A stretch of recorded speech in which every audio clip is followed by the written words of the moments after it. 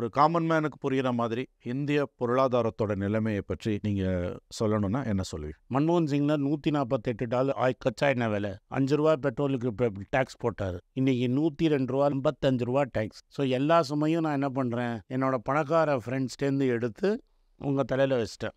இதுதான் இன்றைக்கி எக்கானமி. நான் லோன் தரேன், நீ படி, நீ பாஸ் பண்ணு, உனக்கு இன்ஜினியரிங் காலேஜில் இன்ஃபோசிஸ் மாதிரி கம்பெனியில் வேலை கிடைக்கும். அந்த இன்ஃபோசிஸ் கம்பெனி நீ திரும்பி கடனை அடைச்சி நீ முன்னேறலாம். ஏன்னா பஸ்ஸு கார் ஓட்டினவன், சத்துண ஆயா ஓட்டினவங்க, பட்டாணி சுண்டல் விற்றவங்க, இவங்களோட பசங்கள்லாம் இன்ஜினியரிங் ஆகி படித்து பெரிய ஆளாகி இன்றைக்கி பல இம்பார்ட்டன்ட் பொசிஷன் இருக்கிறது என் கண்ணால் பார்த்துருக்கேன். ஏடிஎம் ஜபல்பூர் கேஸில் yes, the only judge who differed with it. Yes, அந்த மாதிரி ஒரு ஜட்ஜ் இல்லையே. அயோத்தியா வர்டிக்ட் என்ன சார் வர்டிக்ட்? ஒருத்தரும் கையெழுத்தே போடலையே சார். ஒரு ஐடி கம்பெனியில் ஸ்டார்டிங் பேயே $15,000. இஃப் நான் $6,000 if I have to spend on transport, will I come to work? So you give it free so that people will come to work. உனக்கு அரிசி கவலைப்படாத, படிக்கிறதுக்கு எலக்ட்ரிசிட்டி தரேன், ஸ்கூலுக்கு போனால் சாப்பாடு போட்டுடுறேன், உனக்கு பஸ்ஸு ஃப்ரீயாக கொடுத்துட்றேன், நீ எப்படியா படித்து முன்னுக்கு வாமான்னு சொல்கிறோம் நாங்கள். அதுதான் காங்கிரஸோட economic model, Rahul's economic model. நான் பார்த்த எக்கனாமிக் மாடல் அதுதான். Modi is the symptom, not the disease. Modi மேலே ப்ராப்ளமே இல்லை. மோடி இஸ் அ பொம்மை. GK. Pillai, former home secretary during Chidambaram period. இல்லை, ஒரு நிமிஷம் நான் இல்லை சார், ஒரு நிமிஷம் நான் அவரோட அசஸ்மெண்ட்டை மட்டும் உங்களுக்கு சொல்லிடுறேன். அவர் என்ன சொல்கிறார், நான் ஒயருக்கு கொடுத்த ஒரு இன்டர்வியூவில். சார் வணக்கம். வணக்கம் சார். இப்போ தற்போதைய நிலைமையில், இப்போ இன்னும் 2 மாதங்களில் எலெக்ஷன்ஸ் வரப்போகுது. ஒரு காமன் மேனுக்கு புரிகிற மாதிரி, திருவாளர் பொதுஜனத்துக்கு புரிகிற மாதிரி இந்திய பொருளாதாரத்தோட நிலைமையை பற்றி நீங்கள் சொல்லணும்னா என்ன சொல்லுவீங்க? சார், எலெக்ஷன் வேறு, எக்கானமி வேறு. ஓகே. ஆனால் யார் எலெக்ட் ஆகிறாங்களோ அவங்க தான் எக்கானமியை டிசைட் பண்ணுவாங்க. இப்போ முக்கால்வாசியமாக தமிழ்நாட்டில் என்ன ஃபீலிங்னா, காங்கிரஸுக்கும் பிஜேபிக்கும் ஒரு டிஃப்ரென்ஸே கிடையாது அப்படிங்கிற ஒரு ஃபீலிங். அது முற்றிலும் தப்பு. ஃபிலாசபியே கம்ப்ளீட்லி டிஃப்ரெண்ட். காங்கிரஸ், அதாவது மன்மோகன் சிங் ஃபிலாசபி தான் எங்கள் ஃபிலாசபி. 91 முன்னாடி 91க்கு அப்புறம் அப்படின்னு ஒன்று ஃபிலாசபி. 91க்கு அப்புறம் நடக்கிறது எல்லாமே மன்மோகன் சிங் ஃபிலாசபின்னு தான் நம்ம எடுத்துக்கணும். இந்த மன்மோகன் சிங் ஃபிலாசபிங்கிறது கீன்சியன் எக்கனாமிக்ஸ். அதாவது ஒரு க்ளோஸ்ட் எக்கனாமிக் சிஸ்டம் ஒர்க் ஆகாது. க்ளோஸ்டுனா எல்லாமே கவர்மெண்ட் ஓன் பண்ணுறது. ஒரு ஓப்பன் எக்கனாமிக் சிஸ்டம் தான் ஒர்க் ஆகுங்கிறது தான் மன்மோகன் சிங்கோட மாடல். ஸோ அவரோட ஃபிலாசபி என்னென்னா, இந்த ஓப்பன் சொசைட்டியில் வர க்ரோத், ஓப்பன் எக்கனாமிக்ஸ் வர க்ரோத்தில் அதை டேக்ஸ் பண்ணி புவருக்கு கொடுக்கறது, அண்ட் அவங்கள க்ரோ பண்ண வைக்கிறது, அண்ட் ஓவர் க்ரோத் அவங்கள படிக்க வைக்கிறது. அண்ட் ஒன்ஸ் நீங்கள் படிச்சிட்டேன்னா இந்த ஓப்பன் எக்கனாமிக் சிஸ்டம் உங்களை உள்ளே இழுத்துக்கும். அதனால தான் நீங்கள் பார்த்தீங்கன்னா ஐடியில் இந்தியா பெரிய சூப்பர் பவர் ஆனது அந்த ஸ்ட்ராட்டஜி தான் அவர் பண்ணார். ஃபஸ்ட்டு அவர் கம்ப்யூட்டர் டேக்ஸை ரொம்ப குறைச்சார். அது இன்ஃபோசிஸ் நாராயணமூர்த்தியே சொல்லியிருக்கிறாரு.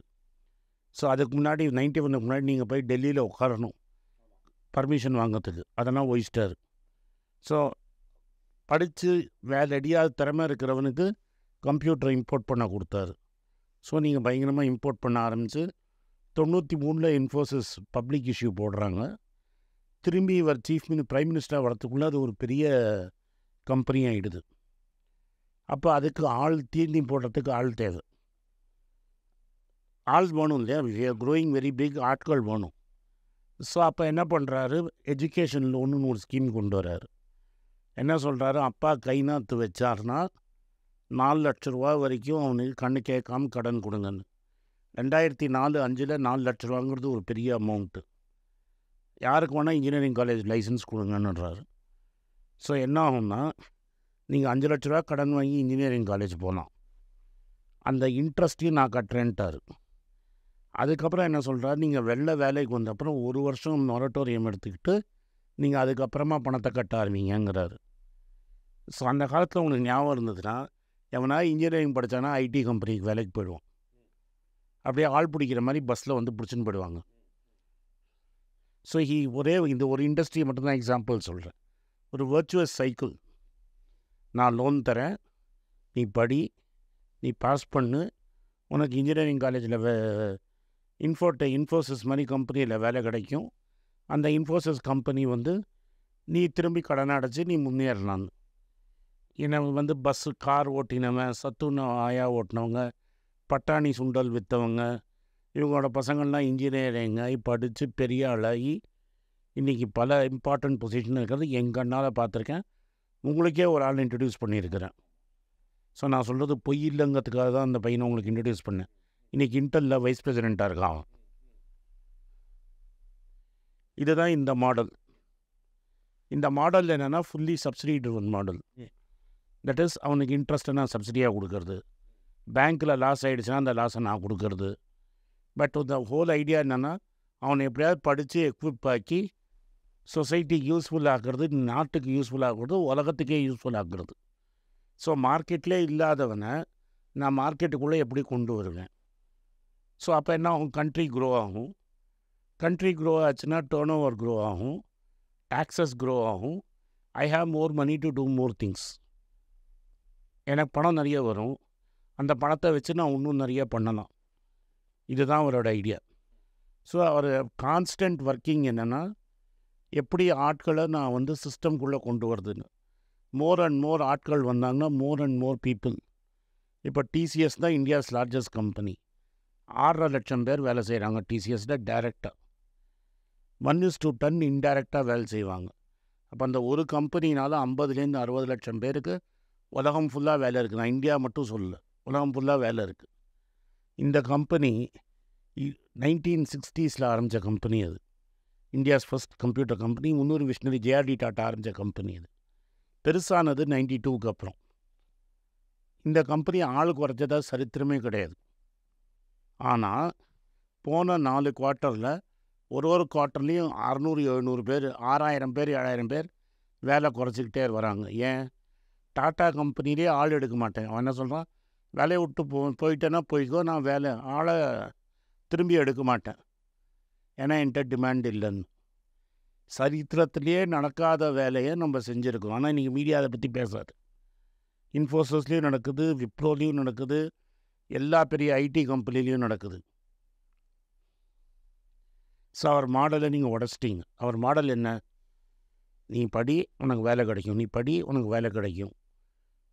இப்போ வந்து இதில் இதில் ஒரு நீங்கள் கிளாஸாக கேஸ்டாங்கிறத நீங்கள் தான் முடிவு பண்ணணும். ஒரு செக்ஷன் ஆஃப் பீப்புளுக்கு ரொம்ப நர்வஸ் ஆகிடுது. நாங்கள் 50 வருஷம் நாங்கள் தான் படிப்பை வந்து லாக் பண்ணி வச்சுருக்குறோம் சார், வேறு எவனும் உள்ளே வர முடியாது, நீங்கள் நினச்சாலும் உள்ளே வர முடியாது. ஏதாவது 100 பேரில் ஒருத்தவனா நீங்கள் படிக்கலாம். இந்த ஆள் வந்தான், கொண்டையை கட்டிக்கிட்டு வந்தான், திறந்து விட்டான், எவன் வேணால் காலேஜுக்கு போகலான்னு ஆகிட்டார்ல. இப்போ நீங்கள் பார்த்தீங்கன்னா அந்த கம்யூனிட்டி தான் வந்து டிசிஎஸோட டாப் பிராஸை நீ கூட டாமினேட் பண்ணும். நீங்கள் பேர்லேருந்தே புரிஞ்சுட்டுருப்பீங்க. இன்றைக்கி என்டையர் டாட்டா குரூப்லேயே அவங்க தான் டாப் பொசிஷனில் இருப்பாங்க. ஆல் ஓவர் இந்தியா இருக்காங்க அந்த கம்யூனிட்டி. அப்போ you see an existential threat for me. இல்லை, ரோட்டில் போகிறவங்களாம் தூக்கி நீங்கள் பாட்டு அவனுக்கு காலேஜில் படிக்க கொடுத்து கம்ப்யூட்டர் படிக்க வச்சுட்டு அவனை கொண்டு போய் நீ டிசிஎஸில் வைஸ் பிரசிடென்ட் ஆக்கிட்டு அப்போ என் பொசிஷன் என்ன ஆகுது? நான் சொல்கிறது உங்களுக்கு புரிஞ்சுக்கிட்டீங்களா? நான் உங்களுக்கு இன்ட்ரடியூஸ் பண்ண பையன் இன்றைக்கி இன்டெல் வைஸ் பிரசிடென்ட்டில் இருக்கான்.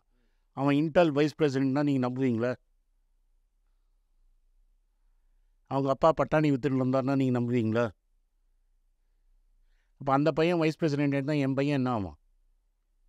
மன்மோகன் சிங்கில் $148 பெட்ரோல் கச்சா எண்ணெய் விலை, 5 ரூபா பெட்ரோலுக்கு டேக்ஸ் போட்டார். இன்றைக்கி 102 ரூபாவில் 50 ரூபா டேக்ஸ், 55 ரூபா டேக்ஸு. ஸோ எல்லா சுமையும் நான் என்ன பண்ணுறேன், என்னோடய பணக்கார ஃப்ரெண்ட்ஸ்டேருந்து எடுத்து உங்கள் தலையில் வச்சிட்டேன். இதுதான் இன்றைக்கி எக்கானமி. இப்போ இதோட அடுத்த ஸ்டேஜஸில் இந்தியன் எக்கானமி எப்படி இருக்கும்? 5 வருஷம் கழிச்சு, இன்னிலேருந்து நான் சொல்கிறேன், 5லேருந்து 6 வருஷம் கழிச்சு இன்றைக்கி சைனாவில் இருக்கிற கஷ்டம் நம்மளுக்கு நாளைக்கு வரும். சைனாவில் இப்போ என்ன நிலைமை? சைனாவில் ப்ராப்பர்ட்டியெல்லாம் கவுந்துடுச்சு. ஜி ஜின்பிங் ஒரு அத்தாரிட்டேரியன் ரெஜீமு.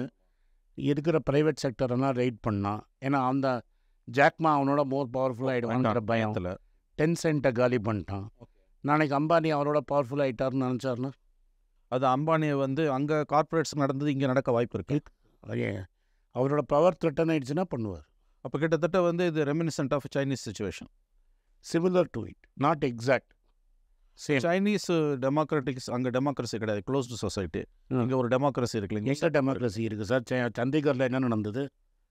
நீங்கள் என்னோட மோர் எக்ஸ்பீரியன்ஸ். இல்லை, அது கரெக்டு. நான் வந்து அதை குறைச்சி மதிப்பில்லை. டிஎன் சேஷன் மாதிரி ஒரு சிஇசி இருந்திருந்தானா அந்த ஆளுக்கு அவ்வளோ தைரியம் இருக்குமா பண்ணுறதுக்கு? And you been a journalist for many years, so history படிச்சிருப்பீங்க. 77 சுப்ரீம் கோர்ட் என்ன ஜட்ஜ்மெண்ட் கொடுத்தது? ஹெச்ஆர் கண்ணான்னு ஒருத்தர் இருந்தார். ஆமாம். எப்படி அவர் இந்திரா காந்தி அகேன்ஸ்ட் எல்லாம் தைரியமாக ஜட்ஜ்மெண்ட் கொடுத்தாரு. இன்றைக்கி எந்த ஜட்ஜாவது தைரியமாக கொடுப்பானா? Sir, the difference is you are a name democracy, but all your systems are, all your institutions are compromised. இன்னைக்கு அமெரிக்காவில் டெமோக்ரஸினா ட்ரம்ப்பால் முடியாது. Even if he becomes president second time, the institutions are built over 300 வருஷமாக institutions இருக்குது. Court ஒன்றும் கேள்வி கேட்கும். இன்னைக்கு court கேள்வி, இந்திரா காந்தியை கோர்ட்டு கேள்வி கேட்டுச்சு. எஸ். இங்கே கோர்ட்டு கேள்வி கேட்குதா? பிஆர் கிருஷ்ணய்யர் கேட்டார். ஹெச்ஆர் கண்ணா. ஹெச்ஆர் கண்ணா இங்கே ஏதாவது ஒரு ஹெச்ஆர் கண்ணா இருக்காரா இன்னைக்கு? சரி, இப்போ ஆட்சி மாற்றம் ஏற்பட்டதுன்னு வச்சுக்கோங்க. இஃப்ஸ் அண்ட் பட்ஸை வச்சு நம்ம அரசியல் எக்கனாமிக்ஸ் பேச முடியாது சார். எனக்கும் ஆசை தான். இல்லை, உங்கள் அசஸ்மெண்ட் எனக்கு புரியுது. Assuming that some miracle happens, அப்போ என்ன பாசம்? நாங்கள் ஆட்சிக்கு வந்தோன்னா, காங்கிரஸ் கட்சி ஆட்சிக்கு வந்ததுன்னா ஃபஸ்ட் அண்ட் ஃபார்மோஸ்ட் இதை அப்படியே ரிவர்ஸ் பண்ணுவோம். அதான் தான் ராகுல் காந்தி சொல்லிட்டு இருக்காரு. ஃபஸ்ட் அண்ட் ஃபார்மோஸ்ட் எல்லாமே ரிவர்ஸ் ஆகிடும். Corporates will pay higher taxes, poor people will pay lesser taxes, GST reform ஆகும்னு அவர் சொல்லியிருக்கிறார். டெஃபினட்டாக பண்ணுவோம். அண்டு இந்த கார்ப்பரேட்லேருந்து வர டேக்ஸஸ் எடுத்து மக்களுக்கு எல்லா நாங்கள் ஜெயித்த எல்லா ஊர்லேயும், காங்கிரஸ் ஜெயித்த எல்லா ஊர்லேயுமே வந்து நாங்கள் இது கொடுத்து 5 ப்ராமிஸ்ன்னு நாங்கள் கொடுத்துருக்கோம். நீங்கள் பார்த்துருப்பீங்க. அது கர்நாடகாவில் என்ன பண்ணாங்க? நாங்கள் ஃப்ரீயாக அரிசி கொடுக்குறத கூட நிறுத்திட்டாங்க. ஸோ பேங்க்கில் பணம் தான் போட்டுட்ருக்கோம் நாங்கள். ஸோ நான் என்ன சொல்கிறேன், படிப்புக்கு என்ன வேணும் உனக்கு? வீட்டில் எலக்ட்ரிசிட்டினால் தான் படிக்க முடியும். உங்கள் அப்பா ஆள் முடியல, எலக்ட்ரிசிட்டி கட்ட முடியல, உனக்கு 100 யூனிட் எலக்ட்ரிசிட்டி தரேன். ராஜன் என்ன சொல்கிறாரு? ஃபீமேல் பார்ட்டிசிபேஷன் இன் லேபர் ஃபோர்ஸ் ரொம்ப கம்மியாக இருக்குது, படித்த பெண்மணிங்க வேலைக்கு வர மாட்டேங்கிறாங்க. அப்போ என்ன ஒரு பெரிய சம்பளம் ரொம்ப கம்மியாக இருக்குது, டிரான்ஸ்போர்ட் காஸ்ட்டே இழுத்துடுறது, பாதிக்கு மேலே அடிக்குது. ஸோ லேடிஸுக்கு ஃப்ரீ பஸ் பாஸ். ஜோக்காக சொல்லலாம். இப்போ எங்கள் வீட்டம்மா வீட்டுக்கு வேலை செய்கிற வர அம்மா லக்கிலி பின்னாடியே இருக்காங்க. பட் அவங்க 10 கிலோமீட்டர் தாண்டி வரணும்னு வைங்க. நான் 10,000 சம்பளம் கொடுத்தேன்னா 5,000 பஸ் ஃபேருக்கே போயிடுச்சுன்னா வேலைக்கு வருவாங்களா? ஒரு ஐடி கம்பெனியில் ஸ்டார்டிங் பேயே 15,000. If நான் 6,000, if I have to spend on transport, will I come to work? So, you give it free so that people will come to work. உனக்கு அரிசி கவலைப்படாத, படிக்கிறதுக்கு எலக்ட்ரிசிட்டி தரேன். ஆனால் நம்ம எப்படி கவுண்டர் ஆர்கியூமெண்ட் எப்படி இருக்குங்கிறதையும் நீ சொல்லிடுறேன். உனக்கு அரிசி போட்டுடுறேன், ஸ்கூலுக்கு போனால் சாப்பாடு போட்டுடுறேன், உனக்கு பஸ்ஸு ஃப்ரீயாக கொடுத்துட்றேன், நீ எப்படியா படித்து முன்னுக்கு வாமான்னு சொல்கிறோம் நாங்கள். அதுதான் காங்கிரஸோட economic model, Rahul's economic model. இது வரைக்கும் நாங்கள் தெலுங்கானாலையும் கர்நாடகாலையும் நான் பார்த்த எக்கனாமிக் மாடல் அதுதான். It's all woman centric. ஏன் உமன் சென்ட்ரிக்னா, ஒரு ஆளை நீங்கள் படிக்க வச்சிங்கன்னா அவனை மட்டும்தான் படிக்க வைக்கிறீங்க. ஒரு பொண்ணை படிக்க வச்சு வேலைக்கு அமிச்சிட்டிங்க, அவன் குடும்பத்தையே மேலே தூக்குறீங்க. So the Congress will do, அவர் திரும்பி சொல்கிறது, we will do second generation reforms. 91 ஒரு மாடல் கொண்டு வந்தார் சிங்கு. அந்த மாடல் முடிஞ்சிருச்சு. You have to have another model. அந்த model is ladies define model. 2004 India shining campaign போய் எக்ஸ்பெக்ட் பண்ணதுக்கு மாறா ரிசல்ட் வந்த மாதிரி இந்த வர வாய்ப்பு இல்லைன்னு நம்புறீங்களா? நாங்கள் ஜெயிப்போங்கிற நம்பிக்கையோடு தான் எலெக்ஷனுக்கு போகிறோம். பட் இன்ஸ்டிடியூஷன்ஸே கேப்சர் ஆகிடுச்சுன்னா எலெக்ஷன் எப்படி நடக்கும்? அம்பையரே இல்லைன்னா, நீங்களும் நானும் ஒரே வயசு ஆல்மோஸ்ட். நம்ம 1980 நடந்த பாகிஸ்தான் மேட்செல்லாம் பார்த்துருப்போம். அம்பையர் பாகிஸ்தான் அம்பையராக இருப்பான், அவுட்டே கொடுக்க மாட்டான். நான் போல்ட் ஆகிட்டேன்னா கூட நீ விக்கெட் கொடுத்தா தானே நான் வெளில போகணும். இப்போ சண்டிகர் நடந்தது நான் ஏன் முன்னாடி சொன்னேங்கிறத திரும்பி பொறுப்போடு சொல்கிறேன். சண்டிகரில் நடந்தது இந்தியா ஃபுல்லாக நடக்காதுன்னு என்ன நிச்சயம்? மீடியா இல்லை, கோர்ட் இல்லை, எலெக்ஷன் இல்லை, அப்போ எப்படி வரும்? மக்கள் குறை. நான் காங்கிரஸ் தோத்துருன்னு சொல்லலை, காங்கிரஸ் ஜெயிக்கும். But without an election commission, without the courts being fair. Sir கட்சி மேலே கட்சி ஒரு பட்ஜெட்டில் அவங்க குதிரை பேரன்னு வார்த்தை யூஸ் பண்ணாங்க. நீங்கள் நல்லா ஞாபகம் இருக்கும். ஹார்ஸ் ட்ரேடிங்க்கும் டேக்ஸ் இருக்கும்னு. Who is doing horse trading maximum?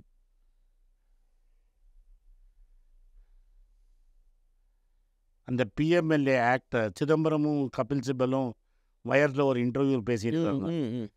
அந்த பிஎம்எல்ஏ இப்போ நான் என்னை ஃபோர்ஜரிக்கு சார்ஜ் பண்ணிங்கன்னா கூட என்னை பிஎம்எல்ஏ ஆக்டில் சார்ஜ் பண்ணி என்னை நீங்கள் ஜெயிலில் வைக்கலாம். Sir deputy chief minister is in jail for 1 year, sir. Where is your court? Without money trial, without anything is in jail for 1 year. எனக்கு ஆப் பிடிக்காது, ஐ எம் ஆன்டி ஆப், அது வேறு. எங்கள் பொலிட்டிக்கல் டிஃப்ரென்சஸ் வேறு. But மன்மோகன் Singh did not throw Kejriwal in jail. Did he? No.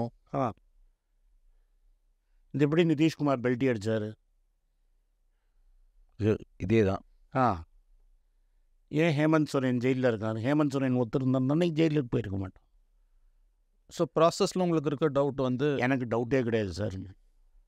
நான் நடந்த facts உங்கள் முன்னாடி வச்சுருக்கிறேன்.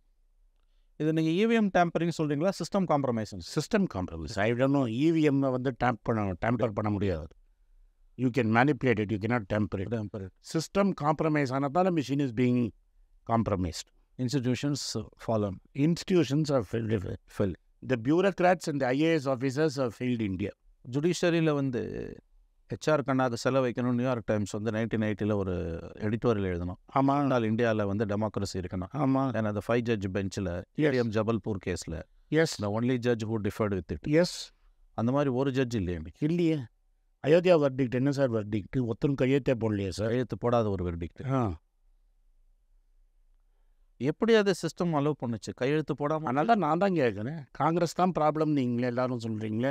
Country like India, don't you think that it will take it? எது men may come men may go, it will end. நான் Francis பியூக்கி அம்மாவை கோட் பண்ணுறேன். Finally liberal democracy will triumph, but at what cost and when? What will be the price? 3 வருஷமாக உமேர் ஜெயிலில் இருக்கான் sir. நாளைக்கு இன்னொரு முஸ்லீம் ஏதாவது பண்ணான்னா ஏன் பண்ண மாட்டான்? நான் முஸ்லீமாக இருந்தால் ஏன் பண்ண மாட்டேன்? 3 வருஷமாக ஒரு பையனை நீங்கள் வித்தவுட் பெயில் வச்சுருக்கீங்க. Supreme court is not hearing the case. Forget, நீங்கள் லாஃப்டி ஐடியல்ஸ்லாம் விட்டுருங்க. அயோத்தியா கேஸ் விட்டுருங்க, காஷ்மீர் விட்டுருங்க.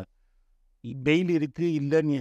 If bail is right, why is Umar bail is a right and jail is an exception. அதுதான் settled principle in law. Without trial, why is Umar Khalid in jail for 3 years?